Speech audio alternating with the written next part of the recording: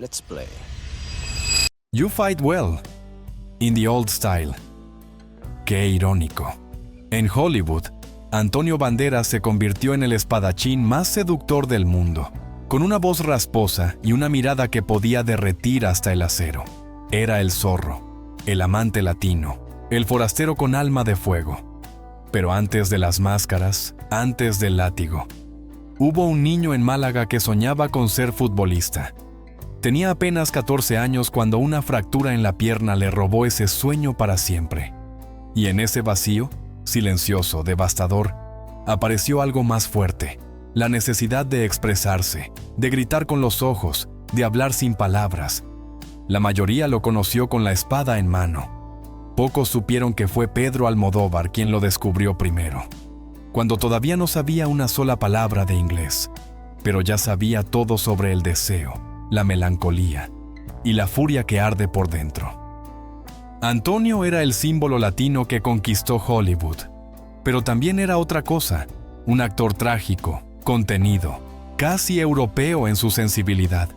Entonces, ¿qué fue lo que realmente pasó con Antonio Banderas?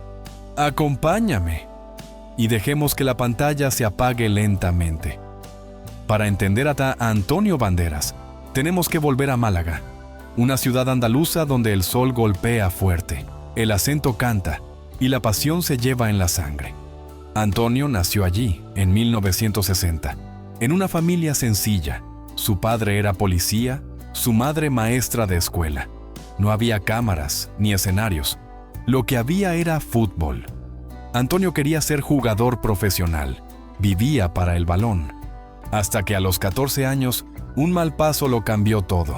Fractura en la pierna, sueño roto, silencio. Y fue en ese silencio donde entró el teatro. No como un plan, más bien como refugio. Empezó en pequeños grupos teatrales. Se formó en la Escuela de Arte Dramático.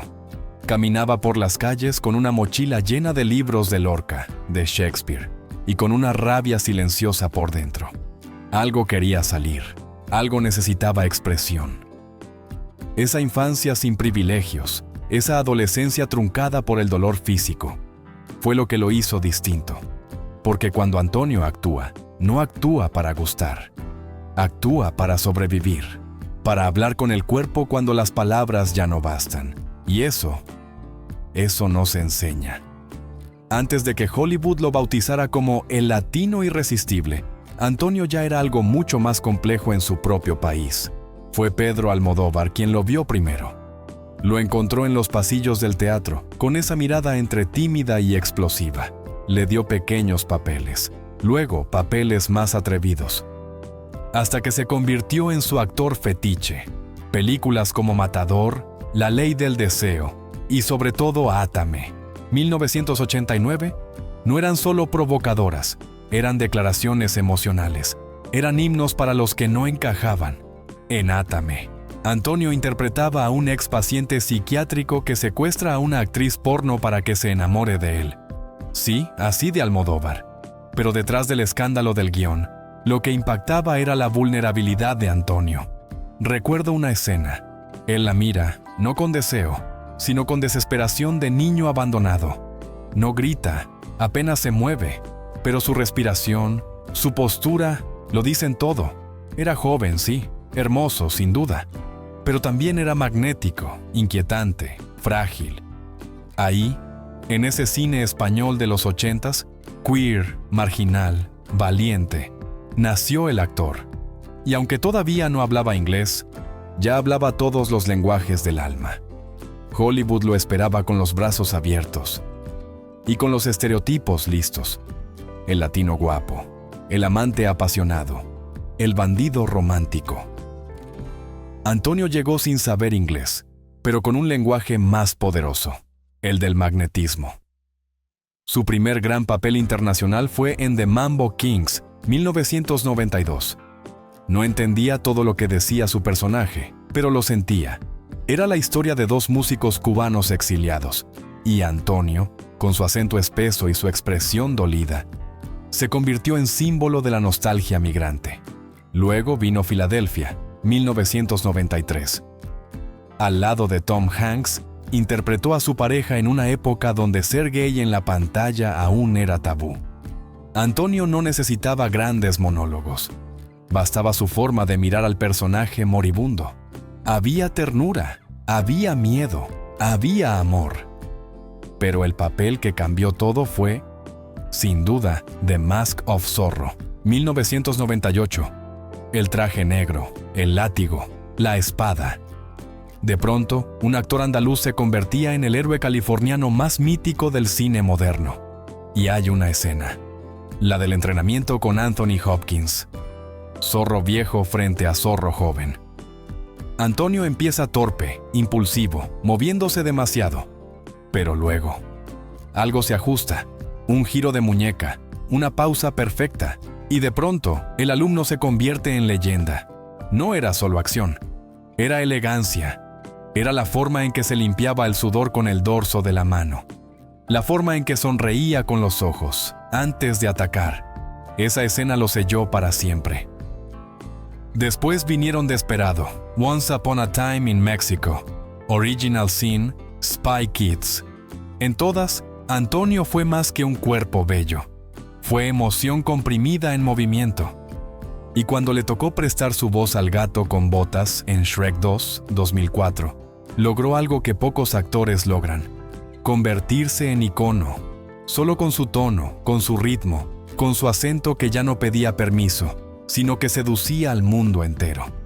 Comparado con Javier Bardem, más oscuro, más cerebral, Antonio era luz cálida, más visceral, más romántico, más de piel, pero no por eso menos profundo. La cima no fue solo fama, fue transformación. Pero como todo en la cima, llega un momento donde el aire se vuelve más delgado. Después de Zorro y del gato con botas, Antonio empezó a encadenar proyectos que no estaban a su altura. Películas olvidables, papeles planos, historias que pedían poco y daban menos. Original Sin, Ballistic, X vs. Sever, The Legend of Zorro. Todas con brillo superficial pero sin alma. Hollywood parecía ya no saber qué hacer con él.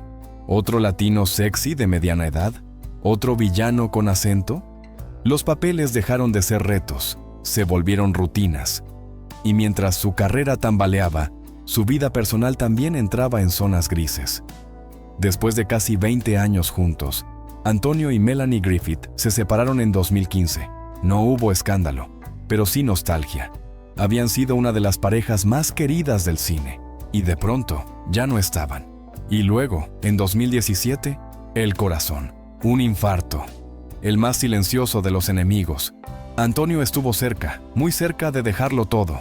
La vida, literalmente, se apagó por segundos. En entrevistas, contó que después de ese susto, todo cambió. Los miedos, las prioridades, la forma de respirar. Y uno se pregunta, ¿qué hace un actor cuando ya no lo llaman como antes? ¿Qué hace un hombre cuando su cuerpo le recuerda que es finito? Pausa natural. Perfecto momento para CTA discreto. Si tú también crees que detrás del brillo hay batallas invisibles, suscríbete y quédate conmigo. Pero lo que parecía un declive fue en realidad una metamorfosis. Después del infarto, Antonio no volvió al mismo ritmo frenético. Se mudó de nuevo a Málaga, su ciudad natal. Abrió un teatro. Caminaba por las calles donde todo había empezado. Volvía a ser ese adolescente de 14 años, pero ahora con cicatrices, físicas, emocionales, que le daban más verdad que nunca. Y entonces llegó Dolor y Gloria, 2019. Pedro Almodóvar volvió a llamarlo, pero esta vez no para interpretar a un personaje, sino para interpretarlo a él. Antonio se convirtió en Salvador Mayo, un director envejecido, con dolores crónicos, atrapado entre la memoria, la culpa y el deseo. No actuaba, flotaba. Cada gesto, cada silencio, era puro presente. Hay una escena en particular, donde simplemente está acostado, mirando al vacío, y uno, como espectador, siente el peso de toda una vida. No necesitas saber el guión, lo ves en sus ojos. Ese no era el Antonio de Zorro, era el Antonio real. Con ese papel, ganó en Cannes. Fue nominado al Oscar, pero más allá de los premios, fue el reconocimiento de algo más importante, que detrás del mito había un actor, y detrás del actor, un ser humano. Antonio Banderas no fue solo el zorro que encendía pantallas, ni el gato con botas que hacía reír con un acento imposible de imitar. Fue, y es, un puente entre Europa y América, entre el deseo y la introspección, entre la belleza visible y el dolor que no se muestra. En una industria que a menudo encasilla, él rompió moldes. No necesitó elegir entre ser estrella o ser actor. Fue ambas cosas. Y cuando le tocó perderlo todo, la salud, el amor, la fama, eligió volver al origen, a Málaga, al teatro, a sí mismo. Y esa, quizás fue su mejor actuación. Antonio nos enseñó que hay vida después del foco, que el alma, si se cuida, puede brillar incluso cuando el cuerpo se apaga. Si este viaje te tocó tanto como a mí, dale like, comenta y suscríbete, porque detrás del antifaz hay un corazón que sigue latiendo.